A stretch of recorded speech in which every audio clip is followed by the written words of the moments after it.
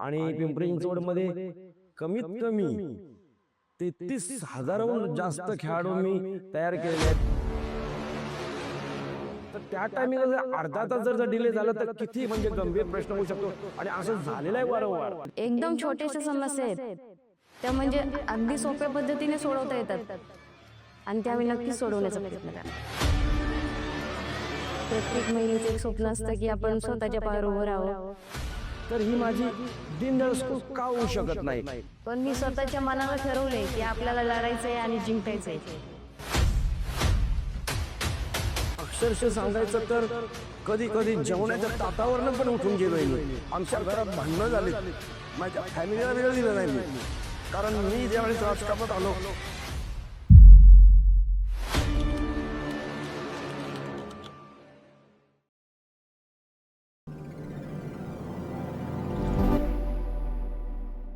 नमस्कार मंडळी.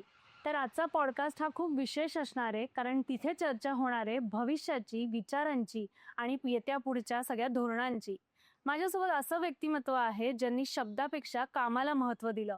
खेळाडू वृत्ती तर आहे त्यांची, पण शांत स्वभाव सुद्धा आहे. जनतेमध्ये ते अतिशय लोकप्रिय आहेत.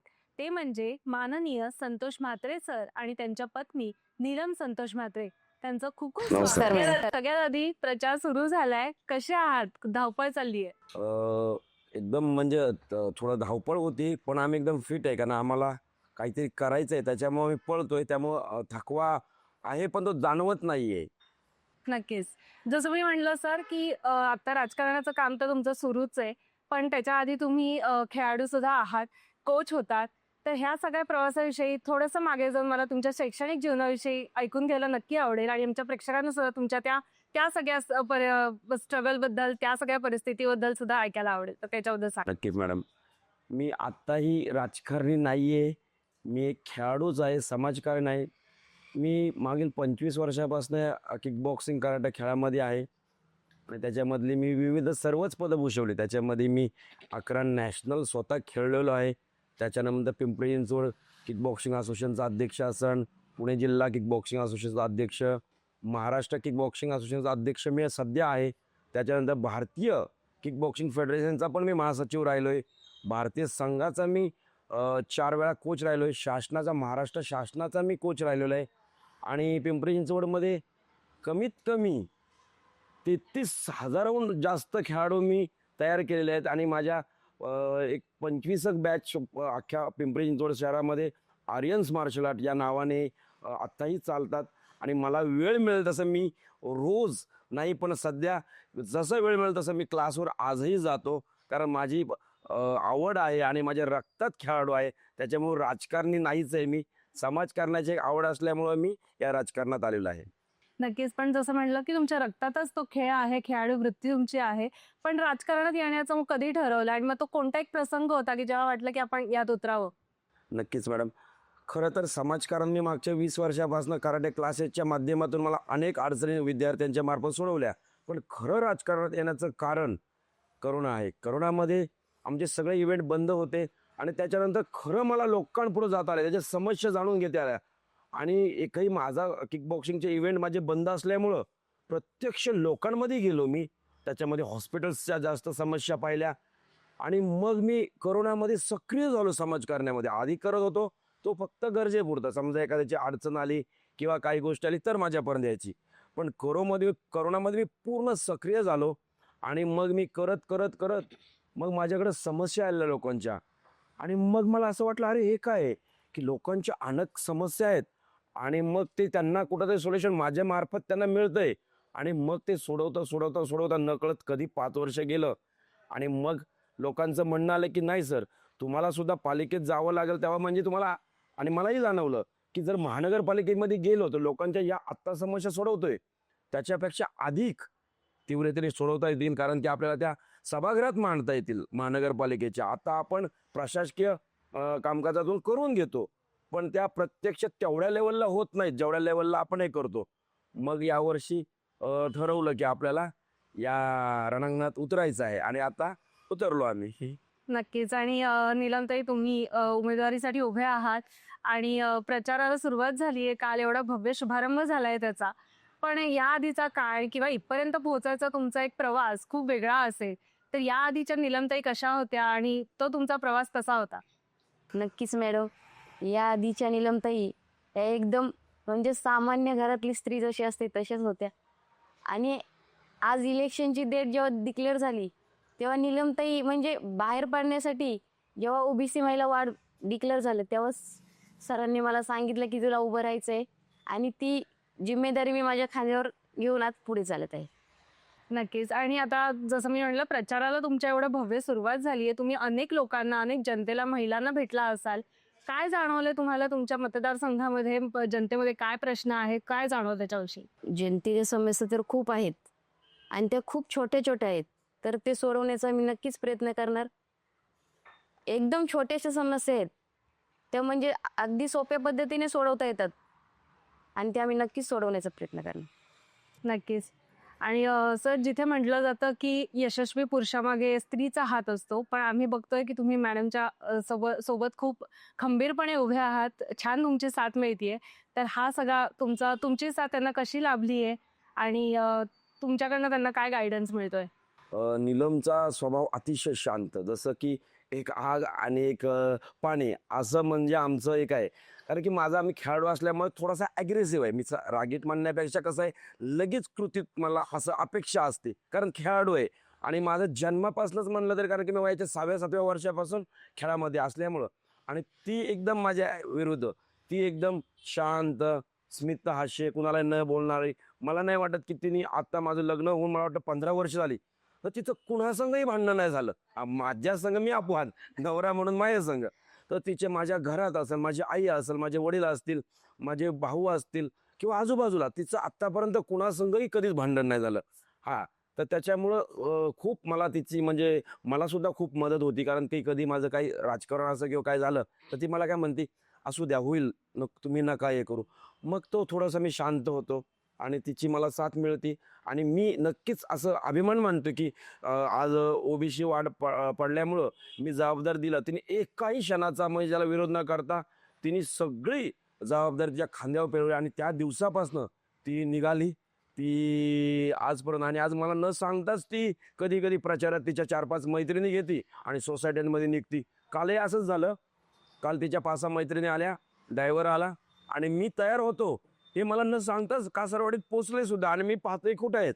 म्हणजे हे खरंच त्यांनी पूर्ण जबाबदारी घेतल्यामुळं माझं भार म्हणजे असं वाटलं की आता महिला वाढ पडल्यानंतर आता काय होईल? पण हे कुठंही नाही जाणवलं. आणि त्यातल्या त्यात तीही माझ्याबरोबर मागच्या 4 ते 5 वर्षापासनं, आणि तिनेही समाजकारण आणि माझे कराटे क्लासेसमुळं अनेक माझे जवळजवळ वार्डामध्येच माझे 3.5 ते 4 हजार विद्यार्थ्यांची ताकद आहे. आणि मग ते घरी मुलांचं येणं-जाणं, पालकांचं येणं-जाणं, संवाद असल्यामुळं तिचंही समाजकारणात टच होताच. आणि प्रत्यक्ष धर्मवीर संभाजीराजे प्रतिष्ठानची स्थापना आपण 2021ला केली. त्यात त्या महिला प्रमुख आहेत. अनेक महिला त्यात जुडल्या गेल्या आणि कमीत कमी 20 ते 25 बचत गटाच्या माध्यमातून तिने अनेक रोजगार पण उपलब्ध करून दिले. त्याच्यामध्ये प्रामुख्याने क्लासेस असतील, समजा शासकीय जे असतात, मेहंदी क्लासेस म्हणा, मेकअपचे, पार्लरचे क्लासेस म्हणा, योगा म्हणा, विविध, मग त्याच्यात ती माध्यमातून अख्ख्या आमच्या संत तुकाराम नगरमध्ये महेशनगर असेल, त्याच्यानंतर तुमचं सुकवाणी कॅम्पस असेल, स्वर्गंगा असेल, महात्मा फुले नगर, लांडेवाडी, या म्हणजे पिंपरीचा भाग आमचा, काय या सगळ्या प्रभागामध्ये ती महिलांसोबत जुडलेली आहे. या महिलांच्या काही समस्या आहेत. तिने अनेक आपले जे हे असतात, मेडिकल कॅम्प असतात किंवा आधार कार्डचं आपण कॅम्पेन केलं. बऱ्याच आपण घेतलं. आधार कार्ड आहे, पॅन कार्ड आहे, रेशन कार्ड आहे. आणि प्रत्यक्ष नागरिकांचा आणि महिलांचा ते संबंध आल्यामुळं कुठंही असं ते जाणवलं नाही. आणि तिने अख्खी धुरा तिच्या खांद्यावर उचलल्यामुळं मी समाधानी आहे की बाबा, मला असं नाही की आता हे ओढत गाडा घेऊन जायचं आहे. हो मॅडम. नक्कीच. आणि सरांनी एवढं तुमच्याबद्दल कौतुक केलंय, पण कुठेतरी एक स्त्री संसारात सुद्धा तेवढीच इन्व्हॉल्व्ह असते. मन तिचं तिथेही खूप जास्त लागलेलं असतं. तर राजकारण आणि संसार हा तारेवरची कसरत होती का तुमच्यासाठी? कसं ते सगळं पेललंय? नक्की कसरत तर आहेच मॅडम, पण मी स्वतःच्या मनाला ठरवलंय की आपल्याला लढायचंय आणि जिंकायचंय. तर त्यातून वेळ काढून जसं संसारासाठी थोडा वेळ देता येईल तसं जनतेसाठी थोडा वेळ देण्याचा मी नक्कीच प्रयत्न. नक्कीच. आणि कसं असतं ना, प्रचार करताना आपण जनतेशी बोलतो, त्यांच्या समस्या आणि प्रश्न ऐकता तुम्ही. आणि तेव्हा म्हटलं जातं की हे सगळं होणार किंवा आम्ही तुमचे प्रश्न सोडवू वगैरे. पण अशी कोणती गोष्ट किंवा असा कोणता प्रश्न तुमच्या समोर आता आलाय की ज्याला तुम्ही आता प्राधान्य देणार आहे आणि तो तुमचा त्या गोष्टीसाठी तुम्ही पाठपुरावा करणार आहे, अशी कोणती एक गोष्ट आहे? समस्या एक असेल तर सांगू शकतो मॅडम. समस्या अनेक आहेत, पण प्रामुख्याने जर पाहिलं तर माझ्या प्रभागामध्ये 2 मोठे हॉस्पिटल्स आहेत, अनेक चांगले इंजिनिअरिंग कॉलेज आहे, डी वाय पाटील कॉलेज आहे, भारतीय जैन संघटना स्कूल आहे, बऱ्याच स्कूल आहेत. तर त्याच्यामुळे तो ट्रॅफिकचा विषय जो अत्यंत गंभीर आहे. मगाशीच मी तुम्हाला सांगितलं की एखादी माता भगिनी माझी समजा ॲम्ब्युलन्समध्ये असेल आणि ती जर समजा गर्भवती वगैरे असेल, तर त्या टायमिंगला जर अर्धा तास जर डिले झाला तर किती म्हणजे गंभीर प्रश्न होऊ शकतो. आणि असं झालेलं आहे वारंवार.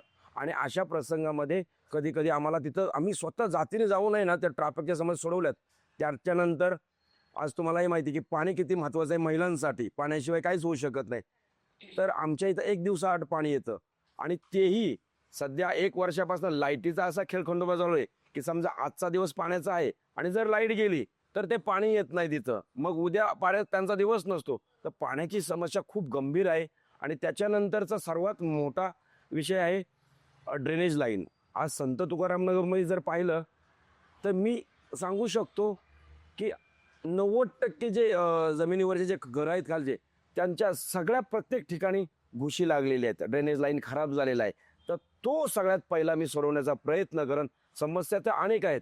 अजून एक सगळ्यात मोठा जर स्वच्छता म्हणजे तिथं कचऱ्याचं असं झालेलं आहे की कचरा जागोजागी टाकलं जातं, कारण कॉलेजचे विद्यार्थी त्यांचा टाइम टेबल माहिती नाही. आणि जर समजा आजही तुम्ही ओला किंवा उबेर बुक केलं तर तुम्हाला माहिती असतं की तुमची गाडी किती वेळात येईल, 5 मिनिटात येईल की 2 मिनिटात, 10 मिनिटात. पण आमच्या तिथं त्यांना माहिती नाही. त्यांनी टायमिंग ठरवलेले आहेत महानगरपालिकेने, पण येणारा कॉलेजचा विद्यार्थी हा दर 2 वर्षाने किंवा वर्षाने चेंज होत राहतो. मग त्यांना तो टायमिंग माहिती नसतो. मग ते काय करतात, कॉलेजला जाताना ती पिशवी त्यांची कुठेतरी कोपऱ्यात टाकतात. तुम्ही आज रोज सकाळी जर 2 तास जर फिरले तर प्रत्येक चौकात चौकात तुम्हाला कचऱ्याचा ढीग दिसेल, ती घाण दिसेल. आणि हा स्मार्ट सिटी तुम्ही म्हणता तर हा खूप भयानक प्रश्न आहे. तर हा सोडवण्यासाठी माझा पहिला प्राधान्य असणार आहे.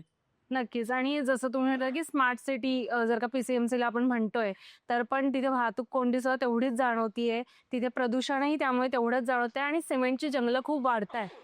तर हे सगळं नियंत्रणात आणण्यासाठी काही तुमच्या उपाययोजना असतील का? आता ट्रॅफिकची समस्यासाठी जर मी सांगितलं की अनेक वेळा आम्ही की त्यांना दोष देत नाही किंवा त्यांच्यावर टिकाई टिप्पणी नाही करत, त्यांचा आदरही करतो पोलीस बांधवांचा.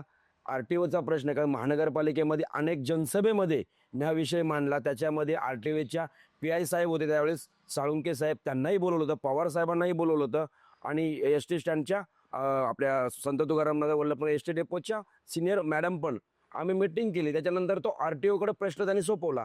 पण असे काही ठोस उपाय झाले नाही. जर त्या काही भागामध्ये जसं की महेशनगरचा तुम्हाला भाग सांगितला, DY पाटील आणि YCMची इथं ट्रॅफिक, त्यानंतर हॉकर झोन आहे, आणि नंतर सुकवाणी कॅम्पसची इथला हा जर भाग आहे, इथं जर तुम्ही काहीतरी उपाययोजना जर समजा एखादा ट्रॅफिक हवालदार असेल किंवा तुमचे काय असतील ते या कायमस्वरूपी ते करत नाही असं नाही, पण ते करतात, तात्पुरतं करतात, 1 दिवस होतंय, परत उद्या तेच होतं. त्याच्यामुळं ते करण्याचा आमचा प्रयत्न आधीही राहिलाय आणि परतही राहील तो.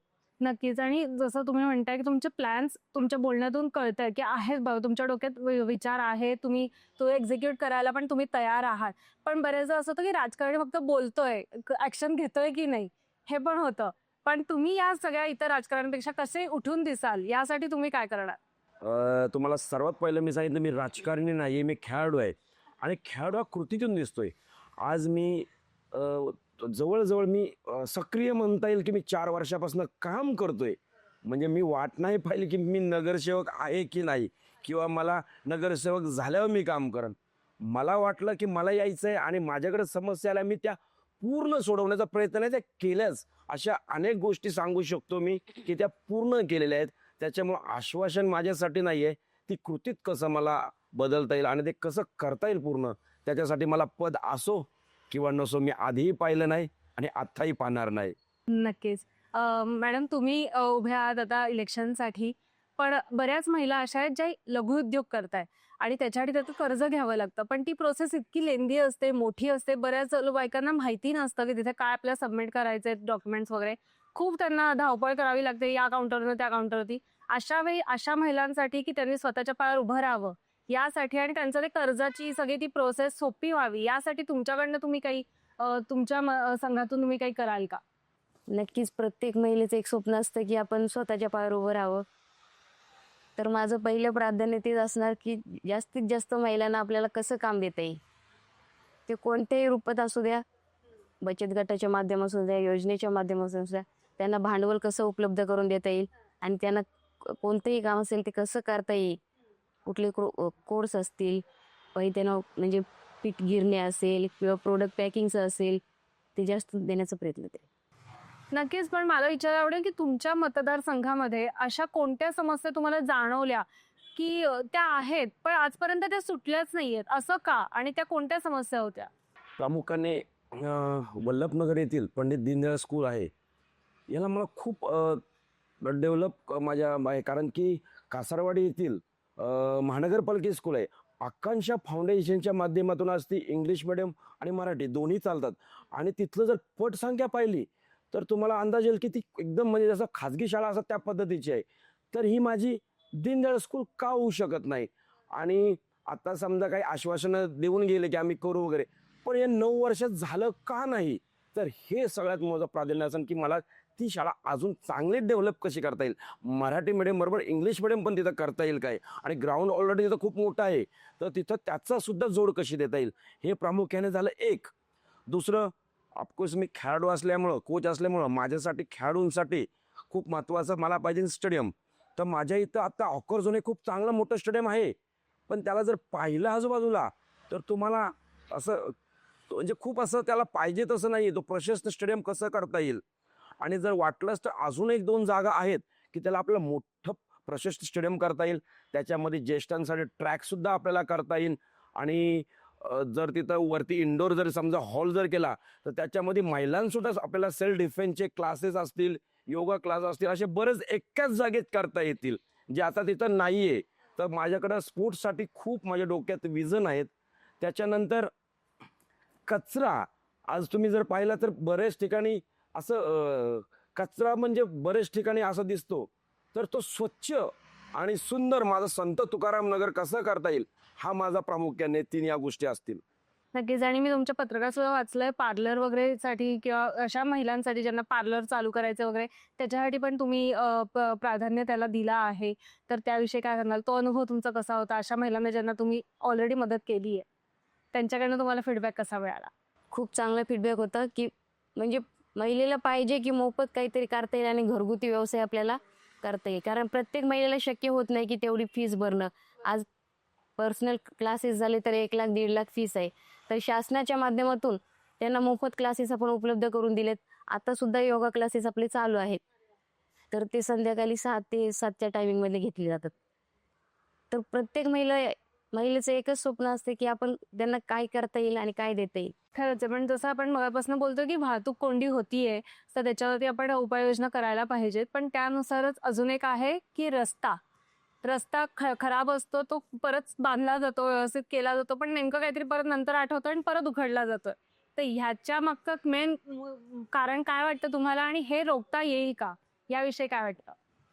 नक्कीच मॅडम, हे रोखता येईल की प्रशासनाने जर एकत्र बसून निर्णय घेतले तर नक्कीच ते रोखता येईल. आज जर लाईटीची समजा पाईपलाईन टाकली तर उद्या तेच परत खोदून त्याच्यावर नळाची पाईपलाईन टाकली जाते किंवा गॅस पाईपलाईन टाकली जाते. तर ते एकत्र बसून जर डिसिजन घेतलं तर ते नक्कीच रोखता येईल. त्यासाठी कसं काय कोणासोबत तुम्हाला त्याच्यासाठी बोलावं लागेल आणि एक प्रस्ताव मांडावा लागतो, तर ते सगळं कसं होईल असं वाटतं तुम्हाला? कारण जितक्या वेळा रस्ता खणला जातोय तितक्या वेळा प्रदूषण सुद्धा तेवढंच होतंय हवेमध्ये, तितक्या वेळा ऍक्सिडेंटचे केसेस सुद्धा तेवढ्याच वाढत आहेत. मग हे सगळाच गोंधळ एकाच वेळी रोखण्यासाठीचा एक प्लॅन काय असेल तुमचा? नक्कीच कोणाशी बोलावं लागेल? त्यासाठी आपल्याला आयुक्त साहेबांसोबत बोलावं लागेल. त्यांना पत्र देऊन कन्व्हिन्स करता येईल किंवा त्यांना सांगता येईल आपल्याला की हे एवढंच, म्हणजे एकत्र बसून तुम्ही तेच म्हणजे पाणी व्यवस्थापनाचे जे अधिकारी आहेत, लाईट व्यवस्थापनाचे अधिकारी आहेत, त्यांनी एकत्र बसून तुम्ही डिसिजन घ्या, म्हणजे माझ्या नागरिकांना त्याचा त्रास होणार नाही. म्हणजे एकदाच खणल्यानंतर जे काही काम आहे ती एकाच वेळी पूर्ण झाली पाहिजे. बरोबर आहे, तसंच केलं पाहिजे. त्याशिवाय नाही तर ते रस्त्याचं प्रकरण कधी संपणारच नाही. नक्कीच. आणि तुमच्या मतदारसंघातल्या महिलांच्या सुरक्षिततेच्या दृष्टीने तुम्ही काय पावलं उचलाल? आज खरं सांगायचं तर माझी महिला ही म्हणजे बाहेर पडायचं म्हणलं तर घाबरून बाहेर पडते. ही माझी आज मोठी सोसायटी आहे ती सुखवानी कॅम्पस. तर बाहेर बघितलं तर टपरीच टपरी चालले आहेत आणि पूर्ण दारूचे अड्डे आहेत. तर आज चांगल्या म्हणजे महिला आहेत पूर्ण सुशिक्षित. तर बाहेर जाताना माझी आज मुलगी आहे तिलाही मला बाहेर पाठवताना भीती वाटते की माझी मुलगी आज घरी सुरक्षित येईल की नाही. त्यासाठी त्या दृष्टीने काय पावलं उचलायला हवी असं वाटतं तुम्हाला? मी आता आपल्या पोलीस चौकीमध्ये संत तुकाराम नगरच्या PSI मॅडमला मी 2-4 वेळा जाऊन भेटलेलं आहे आणि पत्रही दिलेलं आहे की जास्तीत जास्त प्रमाणात तिथं माझ्या महिलांसाठी सुरक्षा म्हणजे तिथं पोलिसांचा एक फेरफटका झाला पाहिजे दररोज संध्याकाळी. अशा पद्धतीने मी पत्र दिलेलं आहे. आणि महिलांची सुरक्षितता याच्या सोबतच महत्वाचं आहे म्हणजे स्वच्छता. कारण बाहेर पडल्यानंतर पब्लिक टॉयलेट्स इतके स्वच्छ नसतात की बायका तिकडे जाऊ शकतील आणि मग तेव्हा त्यांचे खूप हाल होतात. मग अशा वेळी ती स्वच्छता तिथल्या नगरसेवकाने तिथल्या नेत्यांनी ती चांगली ठेवावी, त्याच्यासाठी जबाबदारी घ्यावी. यासाठी तुम्ही काय प्लॅन्स कराल? तुमचे काय उपाय असतील? आज आपले पालिकेचे जे म्हणजे बाथरूम आहेत रोडला एकदम म्हणजे एवढे घाण असतात ना मॅडम तर बोलूही शकत नाही. तर पालिकेला माझी एवढीच विनंती आहे की तिथे आपण वॉचमेन नेमून ते व्यवस्थित साफ करून आपण करू शकतो कारण एवढा निधी आपल्याकडे आहे. तर मी आता म्हणजे निवडून आले तर नक्कीच त्यावर उपाययोजना करेन. नक्कीच. आणि आम्ही त्याच्यासाठी खूप तुम्हाला शुभेच्छा देतो. सर, तुमच्याकडे येईल, तुम्हाला विचारायला आवडेल. आता जसं ते म्हणाले की त्याच्या प्रत्येक कामासाठी एक निधी आपल्याला अप्रूव्ह करून घ्यावा लागतो. पण बरेचदा असं होतं की तो निधीचा खरंच योग्य तो वापर होतोय की नाही किंवा ते वापरला गेलाय की नाही याविषयी जनता बरेचदा हिशोब मागते, पण ती त्यांच्यासमोर मांडली जात नाही. ते हिशोब मांडले जात नाहीत. मग अशा वेळी तुमचं काय मत आहे ह्याच्यावरती? जनतेसमोर ते हिशोब एकतर मांडावे का? आणि मांडले तर मग ते जनतेने कसं आहे की स्वीकारले पाहिजेत? त्याकडे कसं बघितलं पाहिजे? हा विषय सगळीकडे सर्व प्रमाणात आहे. हा एक कॅन्सरसारखा आहे. त्याला 100% नाहीसं करता येणार नाही. पण प्रत्येकाने जसं समजा माझी मिसेस आहे समजा उद्या निवडणूक जिंकल्यानंतर सभागृहात जाणार आहे. मग त्यांनी स्वतःला मनाला ठरवायचं आहे की आपण की त्या कॅन्सरचा बळी पडावा किंवा तो भ्रष्टाचार आपण थांबवायचा का वाढवायचा.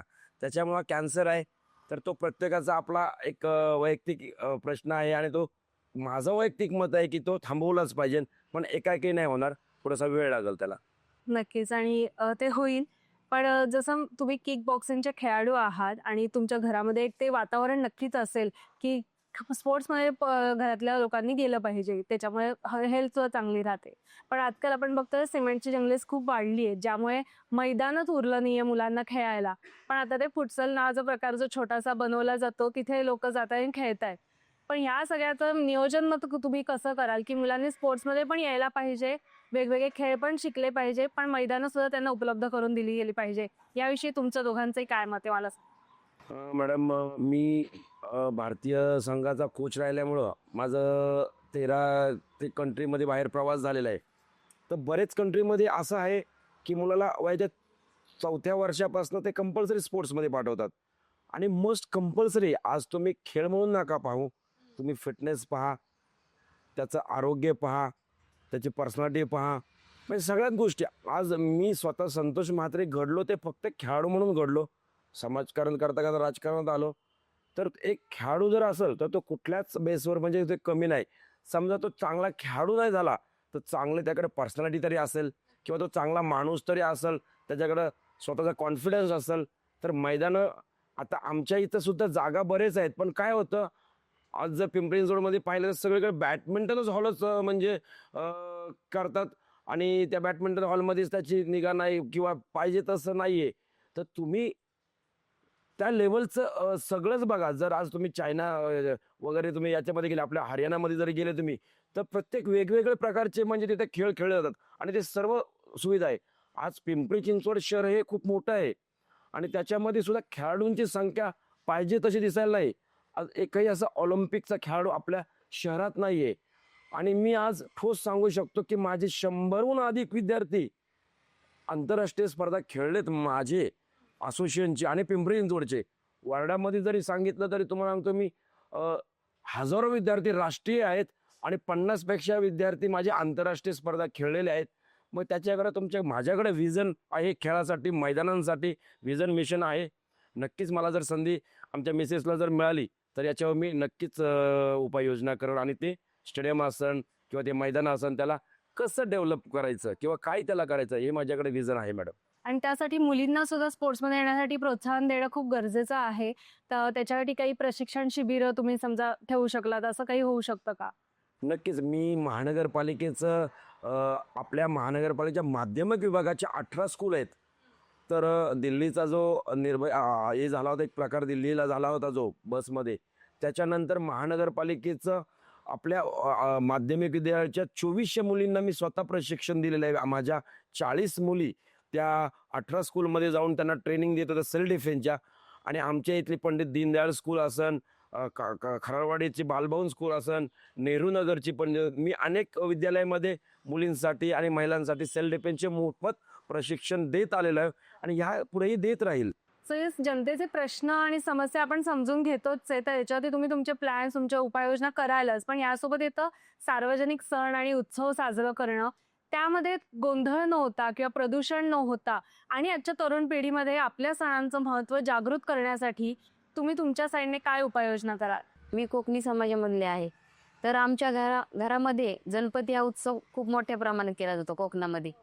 तर माझ्याच घरात कमीत कमी 100 महिला रोज म्हणजे डान्स करण्यासाठी येत असतात. तर आम्ही खूप उत्साहात तो म्हणजे गणपती हा उत्सव खूप मोठ्या प्रमाणात साजरा करतो आणि आनंदात. नक्कीच. आणि त्या निमित्ताने लोक एकत्र येत आहेत आणि त्यांच्यामध्ये सांस्कृतिक आपल्या सगळ्या सणांचं महत्त्व वाढेल या निमित्तानेच. ते खूप चांगली गोष्ट आहे. तुम्ही एवढे सगळे प्रायोरिटीवरती हे सगळ्या सणांना दिलंय महत्त्व. तर आता निवडणूक आली आहे, तर निवडणूक जिंकण्यासाठी, पद मिळवण्यासाठी तुम्ही मेहनत घेताच आहे आणि घ्यालही पुढे. पण तरी निवडणुकांनंतर जर का हवा असलेला रिझल्ट तुम्हाला नाही मिळाला, तर तुमचा काय प्लॅन असेल? रिझल्ट मिळणार नाही असं अपेक्षितच नाही, कारण की आम्ही समाजकारण मागच्या 5 वर्षापासून करत आलेलो आहोत आणि निवडणूक 22ला लागणार होत्या. तर त्याच्या आधीपासून आम्ही सक्रिय होतो आणि काही उमेदवार 22मध्ये दिसले, ते परत दिसलेच नाही. ते आता डायरेक्ट 25मध्ये चेहरे दिसतात आहे. त्याच्यामुळं माझ्यासाठी नगरसेवक पद किंवा ते राजकारण नव्हतं. जनतेचं काम असेल. अनेक पत्र माझ्याकडं लोकांचे आलेले आहेत आणि त्यांचा विश्वास होता म्हणून माझ्याकडे ते आलेत आणि तो सोडवण्याचा प्रयत्न नाही पूर्ण मी केलेला आहे. त्याच्यामध्ये ड्रेनेजच्या समस्या तर इतक्या गंभीर आहेत. मी ठामपणे सांगू शकतो की मी 12 लाईन नगरसेवक नसताना मी तिथं नवीन बसवल्यात. त्याच्यानंतर 132 झाडं जे वल्लभनगर एस टी स्टँडपासनं महेशनगर नाही सॉरी यशवंतनगरपर्यंत आपण ते झाडं लावलेत आणि ती झाडं आत्ताही मोठी झालेत.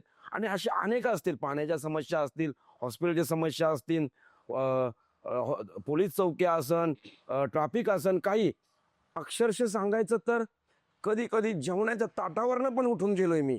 आमच्या घरात भांडणं झालीत. माझ्या फॅमिलीला वेळ दिला नाही मी, कारण मी ज्यावेळेस राजकारणात आलो त्यावेळेस माझी मुलगी 4थीला होती, आज ती 9वीला आहे. माझ्या मुलांकडं, माझ्या फॅमिलीकडं मला द्यायला वेळ नव्हता. त्याच्यामुळं आमच्या नवरा बायकोंची पण खूप वेळा कटकट झाली की तुम्ही फक्त लोकांसाठी आहात का, आमच्यासाठी नाहीत का. तर आज ती वेळ आलेली आहे की जनता त्याचं नक्कीच मला आशीर्वाद देईल. आणि ही वेळ नाही येणार मॅडम की पुढं काय, कारण की आम्ही केलेल्या कार्याची पावती द्यायची वेळ आलेली आहे. आणि नक्कीच मला विश्वास आहे की ही निवडणूक आम्ही जिंकणारच, त्यासाठी मला कुठला डाऊट्स नाही आहे. सर, तुम्ही हे सगळं सांगताना इतक्या आत्मीयतेने तुम्ही सांगताय, तुमच्या डोळ्यात पाणी देखील आलंय. तर यावरूनच कळतंय की तुमचं तुमच्या जनतेवरती किती प्रेम आहे आणि तुम्ही जनतेशी किती कनेक्टेड आहात. आणि हा सगळा नक्कीच तुम्हाला फायदा होईल पुढच्या येत्या काळामध्ये तुमच्यासाठी. आणि जनता तुमच्या बाजूने नक्की असेल हे दिसून येते तुमच्या बोलण्यातूनच. त्यामुळे काही टेन्शन घ्यायची गरज नाहीये. अनेक वेळेला YCM हा जो हॉस्पिटल आपल्या पिंपरी चिंचवडचा आहे हा गरिबांसाठी, आणि नकळत तिथं काय होतं, ICU बेड उपलब्ध होत नाही. मग रात्री नकळत कितीही वाजता, 11 वाजता 12 वाजता फोन येतो. मग त्याच्यामुळं काय होतं, मला तिथं जाणं गरजेचं वाटतं, कारण हा कुटुंब झालेला आहे माझा प्रभाग आता. आणि काम करणं मी एक राजकारण म्हणून, निवडणूक म्हणून नाही करत आलेलो आहे, की मला करायचं आहे. माझा प्रभाग हे माझा आता फॅमिली झालेली आहे. आणि तिथे गेल्यानंतर तो मला तिथला माझा मतदार किंवा नागरिक न वाटता तो माझा एक मेंबर आहे फॅमिलीचा असं वाटतो. आणि मी तिथं जोडलेलो आहे हो त्याच्यामध्ये. मग कितीतरी वेळा असे आमच्या भागामधून नाही कधी कधी डेट झाली तर त्यावेळेला मी पूर्ण दिवस दिवस थांबलेलो आहे मी तिथं, की एखाद्या लग्नात जावं किंवा फोटो काढण्या फेमपुरता नाही, तर प्रत्येक सुखदुःखात मी असतो कुणाचं. म्हणजे जास्त मी कुणाही सुखात जाणार नाही, पण प्रत्येक त्याच्या अडचणीत जाईल, दुःखात जाईल. आज माझा रेशनिंग कार्डचा हा विषय आहे. कितीतरी लोकांचे रेशनिंग कार्ड बदलते. मी मॅडम 110 लोकांचे रेशनिंग कार्ड चालू करून दिलं, त्यांना धान्य मिळायला लागलं. त्यामुळे त्या माझ्या ज्येष्ठांचं जे हसू आहे चेहऱ्यावरचं ते बघून मला आनंद होतो. आणि खरंच मग असं वाटतं आणि काहीतरी करतो. आणि मी हे करण्यासाठी म्हणजे राजकारणासाठी नाही, तर मला असं आवड झाली आणि आता ही माझी फॅमिली वाटते, त्याच्यामुळे मॅडम हे मी करतोय. तर आता प्रश्न उत्तरं तर आपली झाली आहे, तुमच्या विचारांची जनतेपुढे मांडणी सगळी झाली आहे. एक छोटासा रॅपिड फायर मी इथे तुमच्यासोबत खेळणार आहे. काही प्रश्न आहेत तुमच्या करिअरशी रिलेटेड, तर बघूया कशी कोण उत्तरं देत आहे. पहिलं, विकास की राजकारण? विकास. पक्ष आधी की जनता आधी? जनता. आश्वासनं की अंमलबजावणी? अंमलबजावणी. सोशल मीडियावरून प्रचार की थेट जनतेशी समोरासमोर संवाद? थेट जनतेशी संवाद. संवाद. एक निर्णय ज्याचा अभिमान वाटतोय? कुणाच्या तरी एक सेवेचा भाग बनतोय, त्याच्यामुळे त्याच्या चेहऱ्यावर हास्य आहे. सत्ता की सेवा? सेवा. सेवा. टीका ही स्वीकारता आली पाहिजे की दुर्लक्ष करता आली पाहिजे? स्वीकारता आलं आलं पाहिजे. पाहिजे. विरोधकांशी संवाद गरजेचा असतो की नाही? गरजेचा असतो. असोच. पुढील 5 वर्षामध्ये प्रभाग क्रमांक 20 याला तुम्ही कुठे बघता? संपूर्ण पिंपरी चिंचवड शहरामध्ये माझा प्रभाग क्रमांक 20 हा कसा अव्वल असणार हे प्रामुख्याने मी पाहणार. त्यामध्ये स्वच्छ, सुंदर व विविधतेने नटलेला व सुरक्षित प्रभाग नंबर 1 हा नंबर 1 अव्वल असणार. नक्कीच नक्कीच असेल तो. आणि तर आता निवडणुका तोंडावरती आल्या आहेत, तर तुम्हाला जे मत द्यायला येणार आहेत नागरिक, जनता, त्यांना तुम्ही जाता जाता काय आवाहन कराल, काय सांगाल तुमच्या साईडने? माझ्या सर्व मायबाप जनतेला एवढं सांगू इच्छितो मॅडम मी, की मी आजपर्यंत पद नव्हतं मला आणि काम करायला कुठलं पद लागत नाही, तर मी प्रामुख्याने सगळेच म्हणजे अडचणीला गेलेलो आहे. फक्त आता मी त्यांचा आशीर्वाद मागत आहे आणि त्यांचा सहकार्य, कारण त्यांच्या आशीर्वादाने मी म्हणजे माझी मिसेस उभी जी आहे ओबीसी प्रवर्गातून, तर अधिकृत त्या जर पालिकेत गेल्या, जो मी कार्य करत आहे एवढ्या वर्ष, तो मला करण्यासाठी बळ मिळेल. कारण की एखादं काम करताना तुमच्याकडे जर पद असेल, एखादं ताकद असेल, तर तुम्ही ते अजून चांगल्या पद्धतीने करू शकता. आणि मी 5 वर्ष कुठलंही पद नसताना एवढी जर मी कामं केली, तर मग मला नक्कीच जर मिसेसला माझ्या जर जनतेने आशीर्वाद दिला आणि त्यांनी मतारूपात त्यांनी मला अधिकृतपणे जर कन्वर्ट केलं, तर नक्कीच आम्ही जनतेला अशी विनंती करतो मायबापांना, की नीलम संतोष म्हात्रे ही ओबीसी मधून उभी आहे, तर तुम्ही आत्तापर्यंत आम्हाला खूप सपोर्ट केलेला आहे, प्रेम दिलेला आहे, तर आपल्या मतारूपी आम्हाला दोघांनाही प्रेम देणार. आणि येणाऱ्या निवडणुकीमध्ये प्रभाग क्रमांक 20 ओबीसी मधून नीलम संतोष म्हात्रे हिला प्रचंड बहुमताने विजयी करणार अशी आम्ही अपेक्षा करतो. धन्यवाद. प्रवासासाठी खूप साऱ्या शुभेच्छा आणि तुम्हाला खूप छान मतं मिळू दे, खूप तुमचा विजय होऊ दे आणि तुम्ही तुमची कामं जनतेपर्यंत अशीच पोहोचू दे. या सगळ्यासाठी तुम्हाला खूप साऱ्या शुभेच्छा आणि थँक्यू सो मच. इतक्या छान वेळ तुम्ही आम्हाला दिला आणि इतके छान गप्पा मारल्या आणि तुमचे विचार जनतेपुढे मांडले.